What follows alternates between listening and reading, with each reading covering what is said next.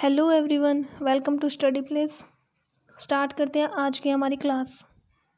हमारा first question है, petroleum किस प्रकार की चट्टान में मिलता है।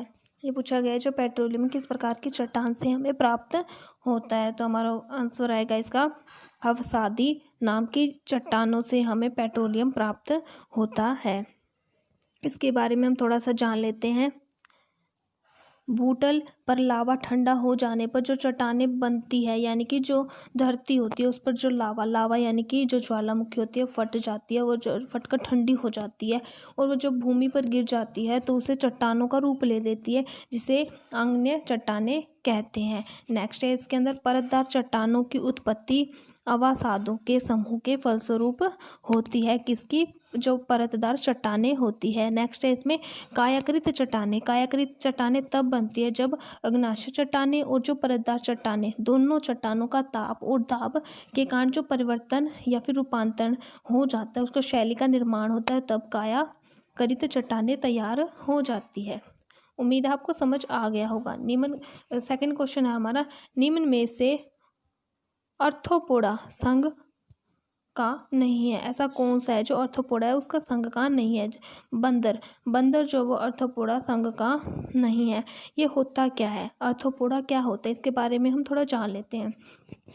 प्राणी जगत का सबसे बड़ा ये एक संघ होता है, हम बोल सकते हैं कि ये समूह होता है। जो पृथ्वी पर आर्थ्रोपोडा की लगभग 2/3 प्रजातियां होती है, जिसमें कीट भी सम्मिलित होते हैं। उनका शरीर सिर, वक्ष या उदर में बटा होता है, यानी कि सबसे पहले उसका शरीर होता है, फिर उसका सिर होता है, वक्ष होता है, उदर यानी कि पेट आदि में बटा होता है। शरीर के चारों ओर एक खोल जैसी रचना बनती है। प्राय सभी खंडों में पार्श्व तथा एक संधियुक्त शाखांग होती है। सिर पर 2 संयुक्त नेत्र होते हैं, जिसे आर्थ्रोपोडा हम नाम दिया गया है, जो कि जीव के लिए। तो नेक्स्ट क्वेश्चन है हमारा आज का, सेनावार किसका आवश्यक है? तो ये किसका आवश्यक है? यह है पारा का। किसका? पारा का आवश्यक है। नेक्स्ट क्वेश्चन है हमारा फोर्थ क्वेश्चन, हीरा एक ग्रेफाइट अलग अलग दिखते हैं, क्यों दिखते हैं? हीरा और ग्रेफाइट अलग अलग क्यों दिखते हैं? ये इसलिए दिखते हैं क्योंकि दोनों के कार्बन परमाणु की संरचना पृथक होती है, यानी कि जो दोनों होते हैं उनके जो परमाणु होते हैं उनकी संरचना, उनका स्ट्रक्चर जो होता है वो अलग अलग होता है। हीरा तो आपने देखा ही होगा। और ग्रेफाइट क्या होता है? ग्रेफाइट के बारे में हम बता देते हैं आपको। जो पेंसिल होती है, पेंसिल उसका जो सुरमा होता है, उसके अंदर जो काला काला पदार्थ होता है उसे ग्रेफाइट बोलते हैं। और हीरा और ग्रेफाइट का स्ट्रक्चर इसलिए अलग होता है क्योंकि उसके अंदर जो परमाणु होता है वो अलग अलग प्रकार से पाया जाता है।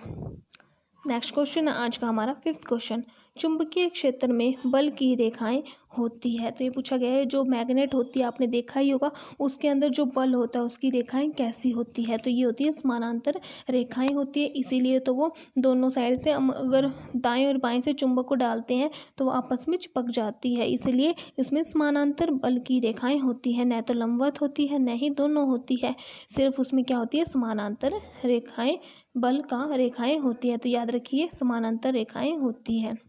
नेक्स्ट क्वेश्चन है हमारा, आग लगने की सबसे कम संभावना है कौन से कपड़े में होती है? ये पूछा गया है, कैसे वस्त्र के अंदर आग लगने की संभावना सबसे कम है? तो इसका राइट आंसर है सूती वस्त्र। जो सूती वस्त्र होते हैं, प्योर कॉटन के वस्त्र होते हैं, उनमें जो आग लगने की संभावना सबसे कम होती है। और जो बाकी रेशम के होते हैं उनमें भी ज़्यादा चांस होते हैं, लाइलॉन में वाले में और रेयान वाले में, पर जो सूती वस्त्र है उनके अंदर आग लगने की संभावनाएं बहुत ही कम पाई जाती है। नेक्स्ट क्वेश्चन हमारा, निम्न में से सदिश राशि है। तो ये है क्या है? त्वरण। क्या है इसमें?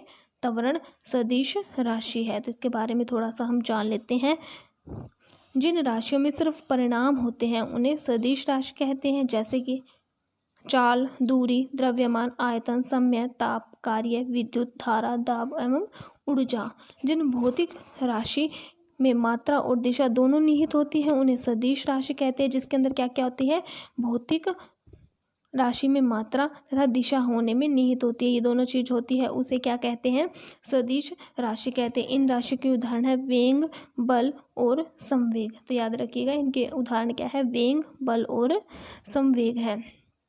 नेक्स्ट क्वेश्चन है हमारा, गैसोहाल बनता है तो ये बनता है पेट्रोल एवं इथेनॉल के मिश्रण से। किससे बनता है ये? पेट्रोल और इथेनॉल के मिक्सचर से बनता है। क्या बनता है? गैसोहॉल तैयार होता है। नेक्स्ट क्वेश्चन है हमारा आज का 9th क्वेश्चन, डायोनेमा का आर्मोचर बना होता है तो ये बना होता है इस्पात से। किससे बना होता है इसका आर्मोचर? इस्पात से। तो याद रखिएगा इस्पात से ये तैयार होता है। नेक्स्ट क्वेश्चन है हमारा, अल्फासो है। ये पूछा गया अल्फासो क्या है? अल्फासो एक आम का प्रकार है। आपने खाए होंगे आम जो गर्मी में आते हैं, यहाँ पर भी देख सकते हैं आप।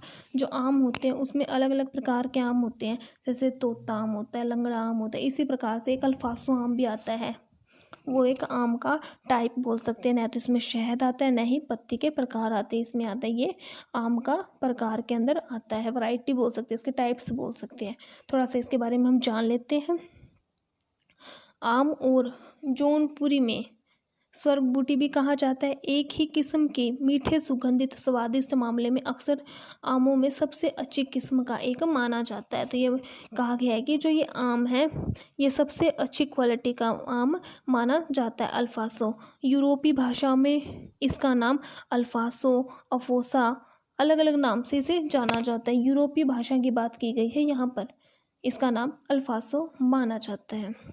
उम्मीद है आपको समझ आ रहा होगा और अब तक आपने हमारा चैनल सब्सक्राइब कर लिया होगा। अगर आपको वीडियो अच्छी लग रही है तो लाइक, शेयर, कमेंट करना ना भूलें।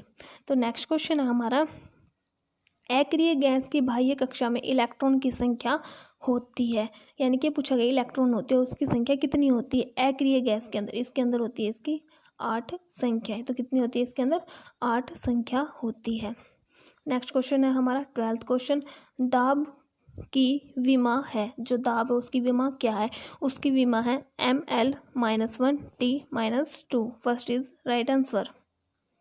नेक्स्ट क्वेश्चन है हमारा, हम 1 मिनट में कितनी बार सांस लेते हैं? यहाँ पर लेते हैं पूछा है सांस।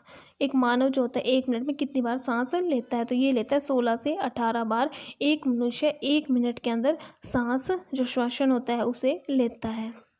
नेक्स्ट क्वेश्चन है हमारा, गुरुत्वाकर्षण नियतांक जी की इकाई क्या है? तो इसकी इकाई है m² divided by kg/2। C is right answer. Next question है हमारा, मोह मापनी का प्रयोग करके मापन के लिए किया जाता है। जो मोह मापनी एक मापक होता है, जैसे हम बोल सकते हैं किसी चीज़ को मापक होता है, वो किस प्रकार का किसको तोड़ने में हमारी हेल्प करता है? तो ये करता है खनिज की कठोरता को मापने में हमारी हेल्प करता है। क्या चीज़? मोह मापनी। उम्मीद है आपको समझ आ गया होगा। तो नेक्स्ट क्वेश्चन है हमारा, प्रक्षेप्य का पद होता है। जो प्रक्षेप्य होता है उसका पद क्या होता है? इसका पद होता है परकाल्याकार। क्या होता है ये? परकलयकार होता है। इसके बारे में थोड़ा सा और जान लेते हैं हम। गति का एक ये रूप होता है जिसके कण जो पृथ्वी की सतह पर क्षैतिज रूप में या किसी दृष्टिकोण में फेंका जाता है तो गुरुत्वाकर्षण के लिए गति करता है, जिसे प्रक्षेप्य वक्र कहा जाता है।